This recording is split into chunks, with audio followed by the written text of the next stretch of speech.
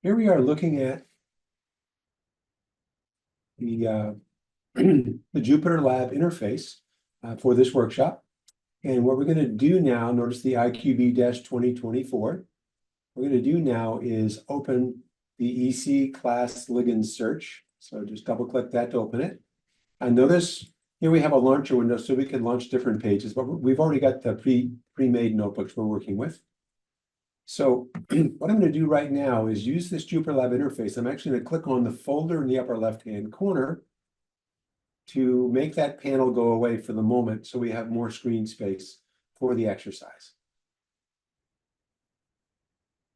And so in this exercise, our goal here, we're actually going through a 4-step process where we're going to pick some ligands that are bound to trypsin molecules. Trypsin is a protease. We're going to modify those ligands in the second notebook. In the third notebook, we're going to prepare those ligands for docking with trypsin. And in the fourth notebook, we're going to do the docking. All right, so let's start off by talking a little bit about enzymes and how they work. And so enzymes are, we have some questions. How are enzymes classified? How can I search the PDB for ligands that bind to specific enzyme class?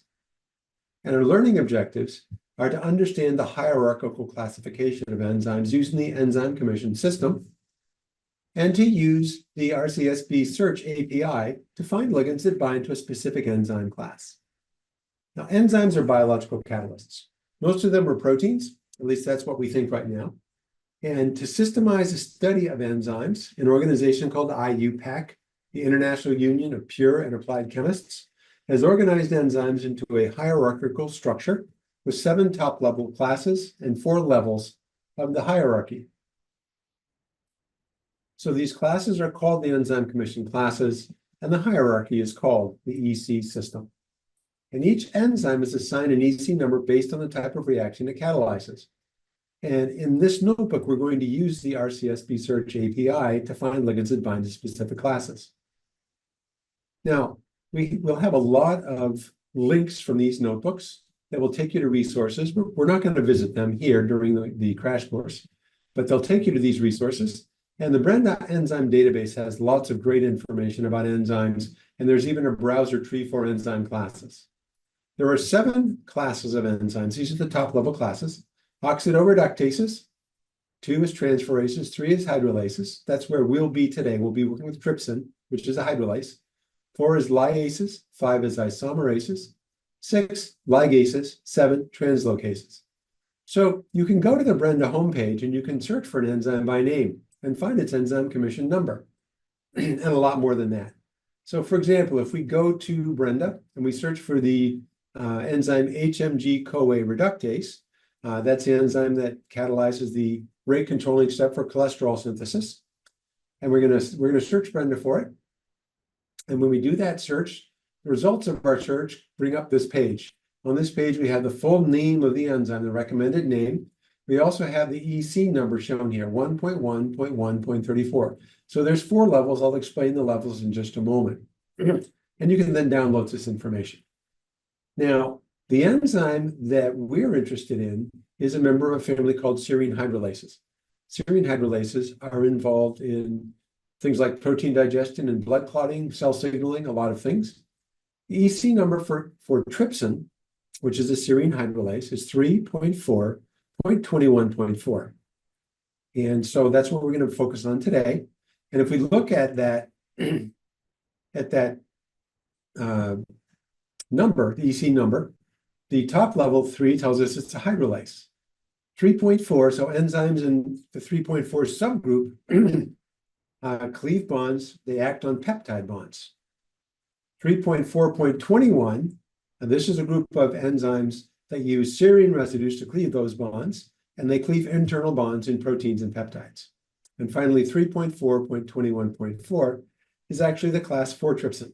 And so in this notebook, we're going to help users find ligands for use in docking studies. Now, we're going to look specifically at the case of trypsin and one of its ligands, but this is, you can do other things. You can go beyond that.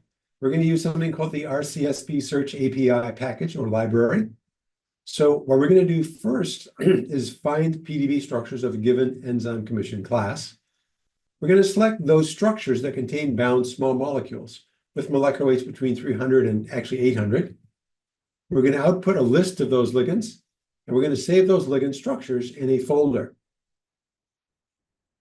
In the process of this workshop, we'll be using quite a number of libraries.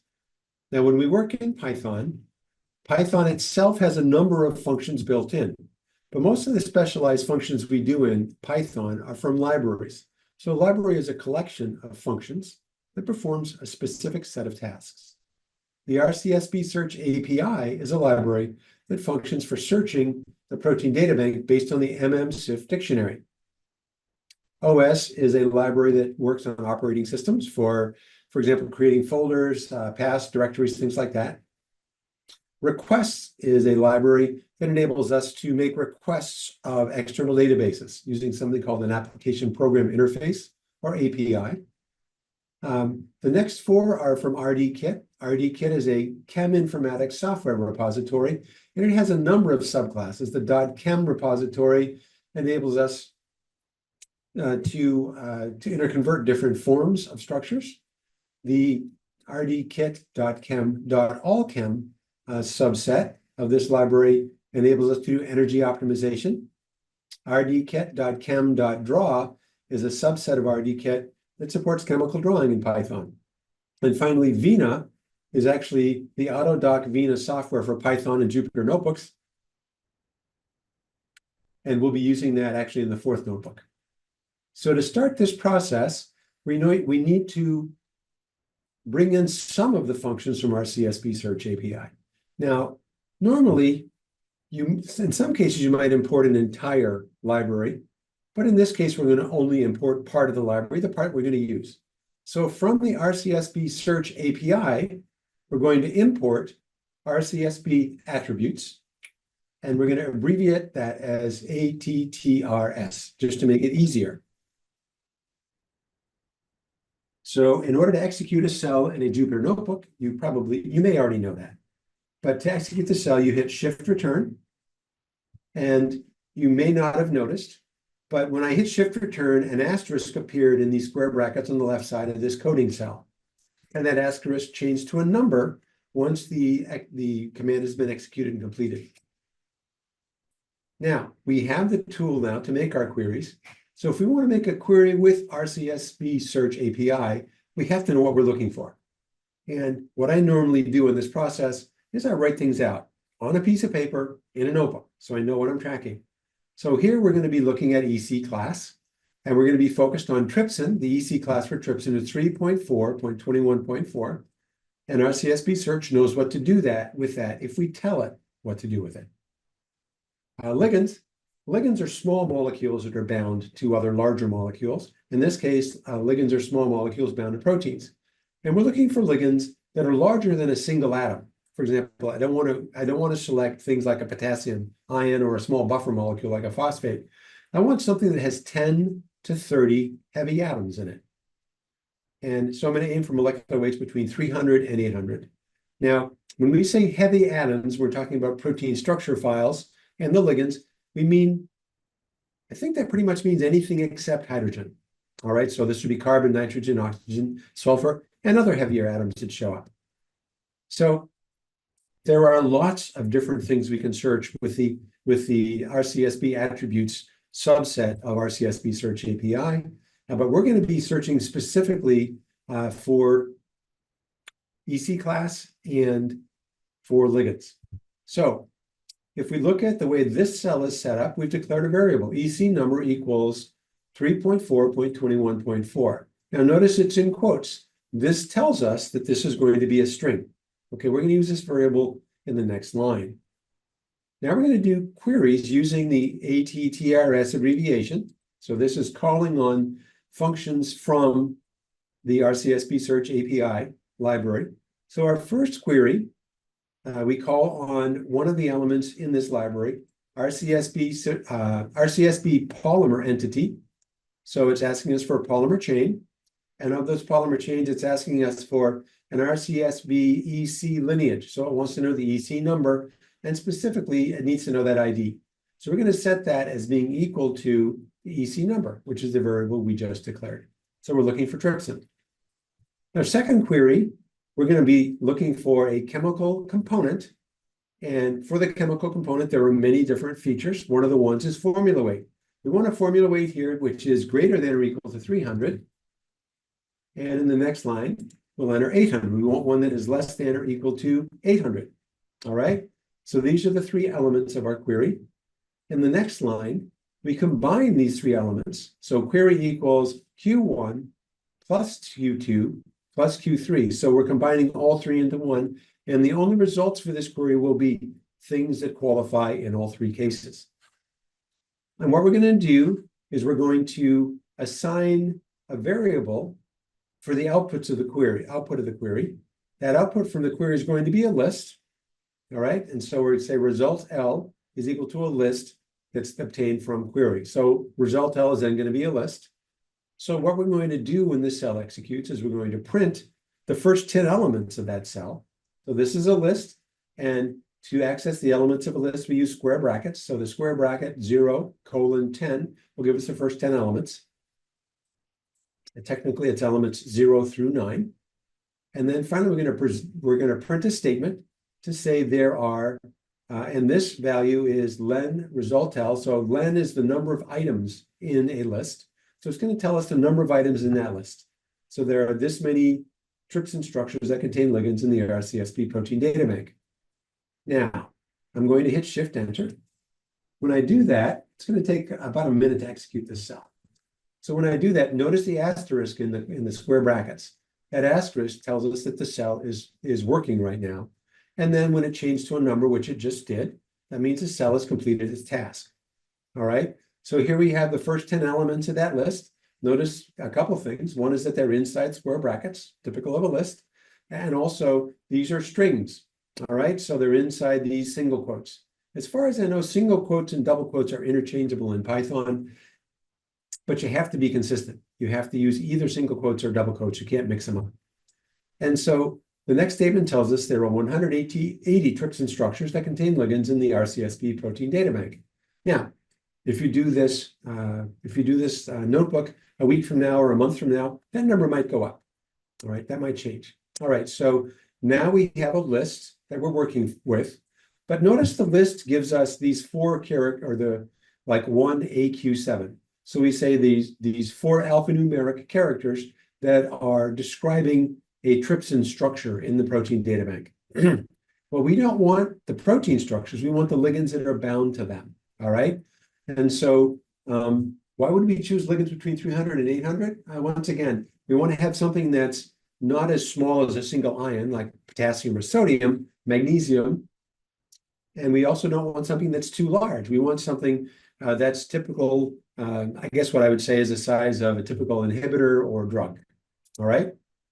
And so here's an image of one of those ligands. We're actually going to be working with this one. It's called 13U. And I'm going to make my picture a little smaller so the whole thing fits on the screen. So this is the structure. Notice we have the 8-membered ring here on the end. This is an cyclooctane group, actually. And then we have a number of other features here. So, whoops, jumped a little bit ahead there. Oh, well, I didn't do this on purpose, but I did it. So this is what's called a markdown cell. And if we look up here, we notice we have an option for the cells code, markdown, or raw. I've never used raw, so I'm not sure what it's for. But markdown, you can use this to write text or show images or provide links to other websites and things like that. This is raw markdown. For example, notice I've got 3 pound signs at the beginning. This tells us it's going to be a 3rd level heading, finding the ligands. All right. And when I hit Shift Enter, then I get to see the text and the images that are associated with that markdown cell. All right. So we go to our next cell, and we want to get not the protein, but we want to get the ligand, the small molecule. In order to do that, we're going to ask for the mole definition. So we just type in MOL_DEFINITION. Now notice we're creating a new variable, mole result L, and it's going to be equal to a list from the query. We've already defined query above, so the query is that list of all those trypsin structures, but we're asking for the mole definitions from that list, not the protein structures. All right. And so the result here is going to tell us that there are this many ligands for EC number, and the EC number is what we already defined in this list. And here's a list of the first 10 ligands. And so once again, we have mole result. We have an open square bracket, 0:10, and a closed square bracket. I'm going to execute that cell. Went fairly quickly. There are 112 ligands for EC number 3.4.21.4 in this list. And here's a list of the first 10 ligands. Notice that these have 3 alphanumeric characters describing them. All right, so where can we go to download these files? Well, what we want for these files is we need them for RDKit, which we're going to do in the next notebook. What we need is we need to have the files in what's called a mol2 format. So this is actually taken, this table is taken from a page on the Protein Data Bank website, and it lists a bunch of different ways you can access the small molecule files in different formats. One of these, or 2 of these, actually list mol2, and we want ideal coordinates in a mol2 format. And so what we're going to do is the text here that makes the part of this URL, the first part up to where it says the capital H, we're going to actually use that text in one of the last cells in this notebook. All right, so how do we download those ligand files? There are a number of different options you can use to download things by accessing the API for the RCSP Protein Data Bank. And in order to do this, we're going to use a library called requests. So we type in import requests. Notice that the word import is bold and in a different color. That's a reserved word in Python.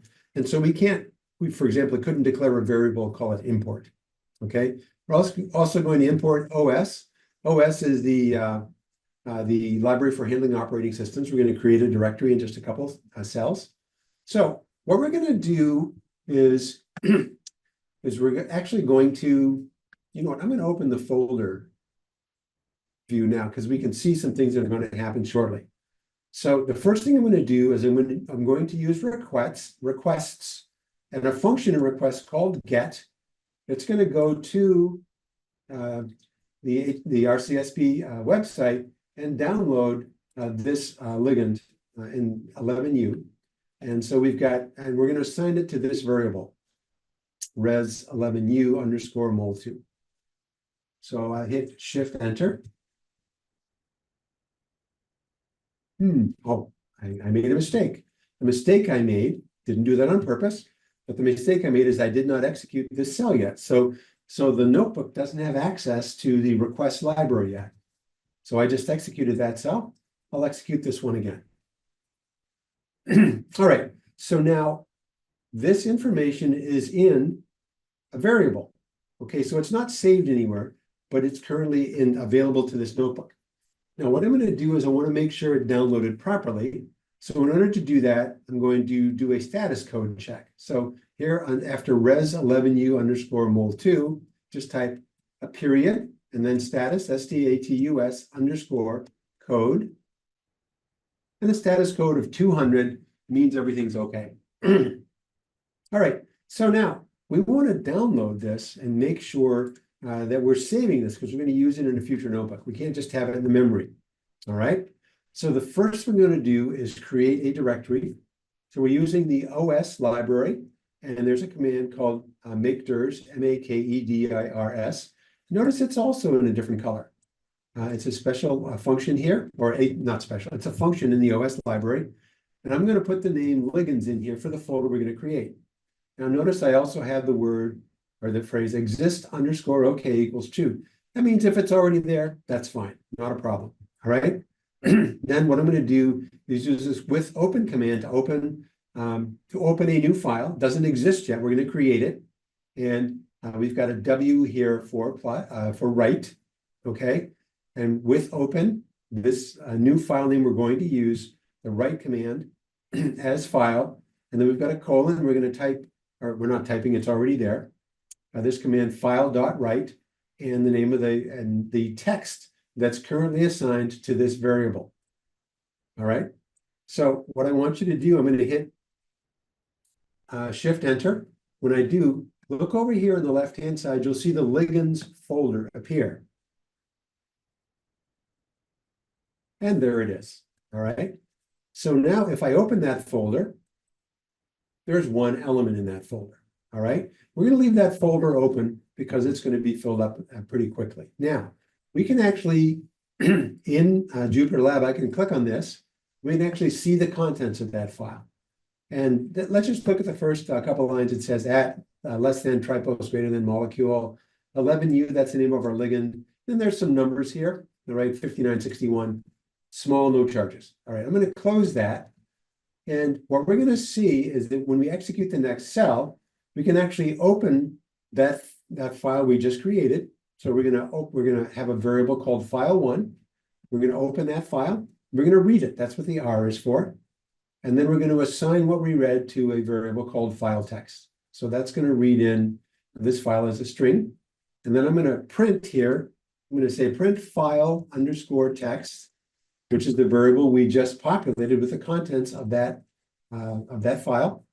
And when I do, and I hit return, it all prints out. And notice we've got the same information we saw when we looked at when we opened the file. All right. So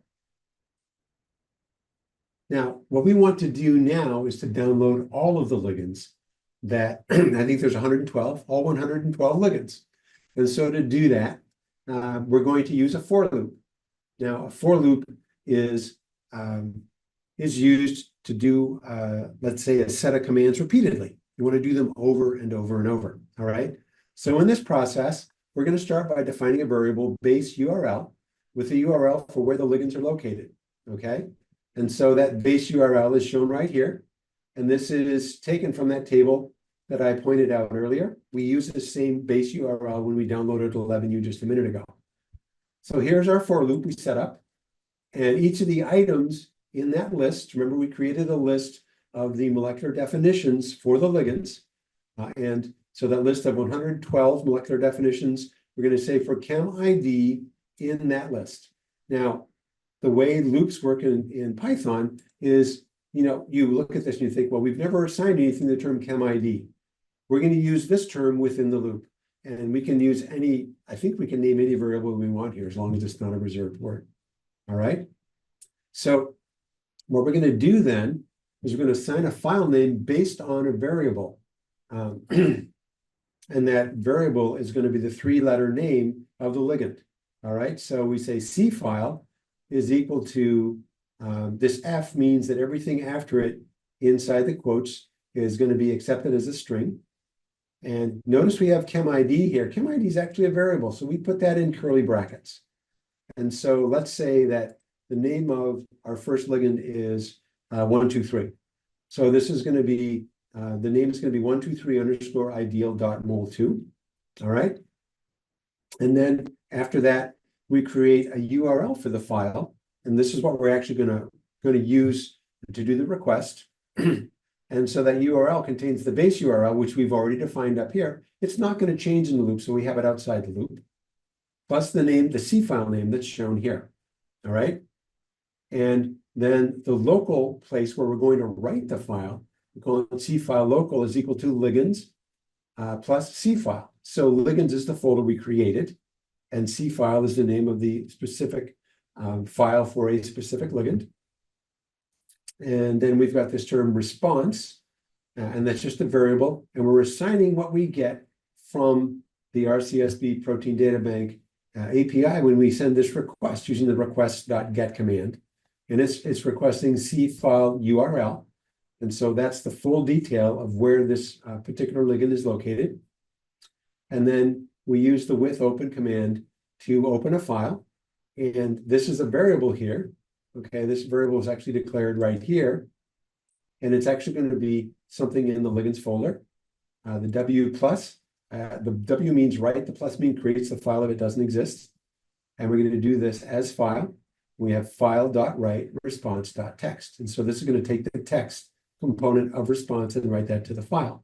Now, what I want you to do I'm going to hit Shift Enter. When I do that, I want you to watch the box on the left-hand side. You'll notice that it starts to populate. And this can take a few seconds or a few minutes. It depends on what's going on, with my network and also at the PDB server.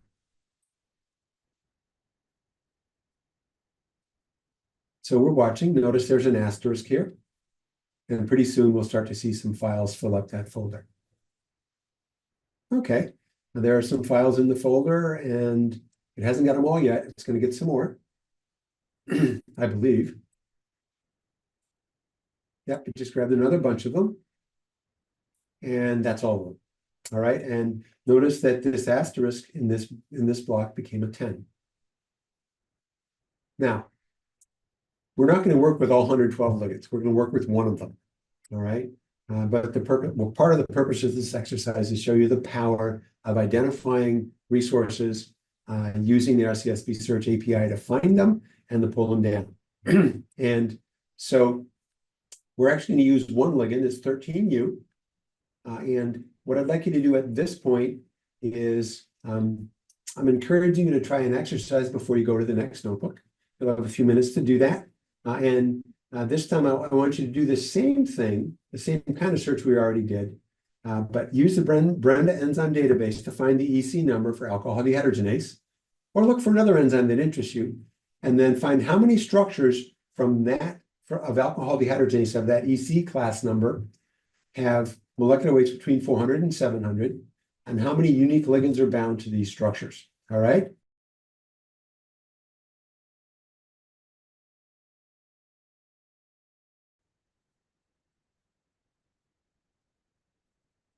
Okay, so what we're actually doing is pretty much imitating what happened earlier in this notebook. So if we go back to the top, to this cell, I'm just going to take this information and I'm going to copy the cell, scroll back down to the bottom.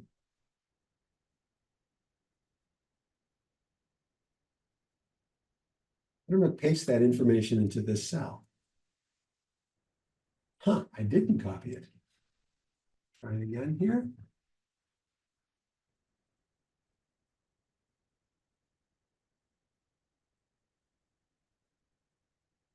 Well, Command C.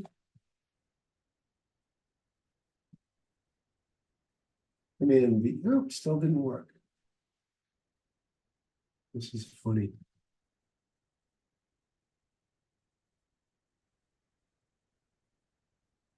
All right, let's copy cell. Let's paste cell.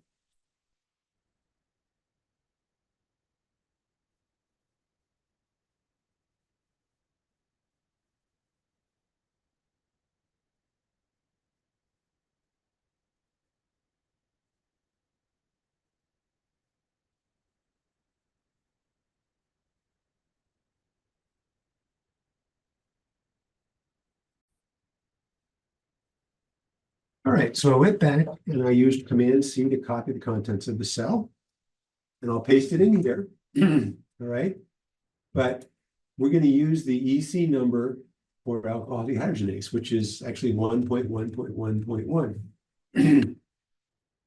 And that's one of the first enzymes that were studied. Now, we're going to use a slightly different number. We're going to use 400 as the lower limit and 700 as the upper limit. We're going to have the same results here, or the same type of query, okay? We want to see the first 10 results, but it asks us how many unique ligands are bound. All right, but notice it's not going to be trypsin here, it's going to be alcohol dehydrogenase. So I'll go and substitute that as well.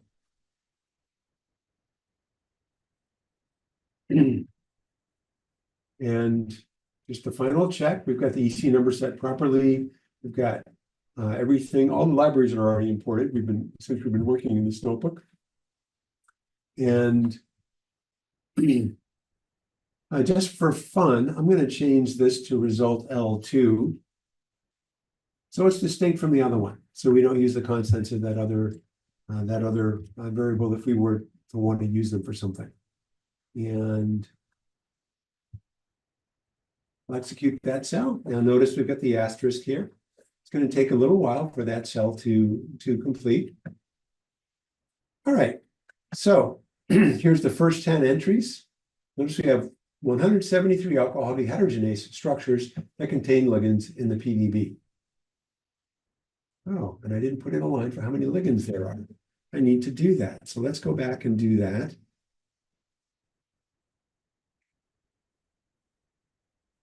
In order to do that, we're going to have to do something else here. I'm going to say mole result L2 equals list query mole definition. Oh, better put that in quotes. It's not a variable, it's a string. All right, so we've got that information now. And I'm going to add another sentence. When we execute that, that'll give us a list. That'll generate a list. Whoops, not what I wanted to do. All right, we're going to do another print statement. Print. There are.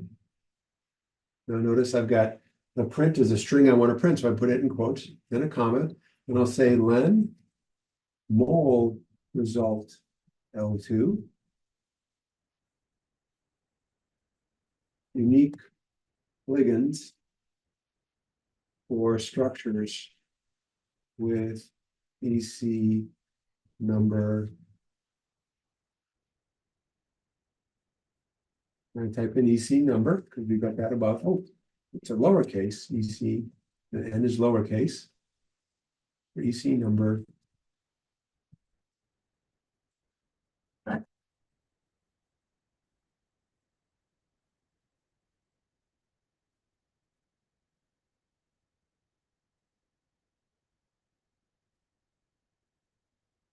In this list.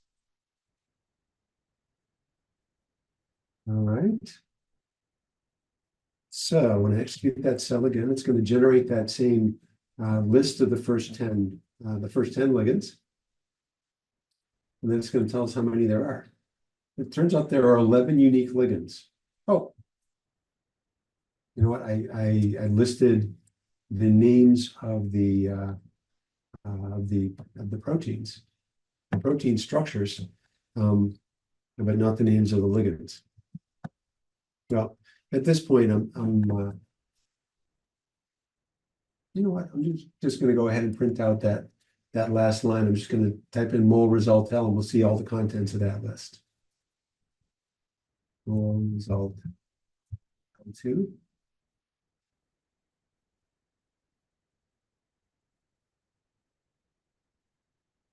And here's a list of all of the ligands that are found. And I studied an alcohol dehydrogenase as part of my doctoral work. And so I recognized NAD as a cofactor, oxidation reduction cofactor. And I know from looking at the PDB that NAI is a variant of NAD and NAJ is a variant as well. Anyway, that's the exercise. You could do this with any enzyme you're interested in. So if you want to do a docking study with an enzyme you're interested in that has and you want to find some ligands that you know dock to the enzyme because there are structures that existed already where that docking has been demonstrated experimentally, then this is a great place to start. All right, and that wraps up our first notebook.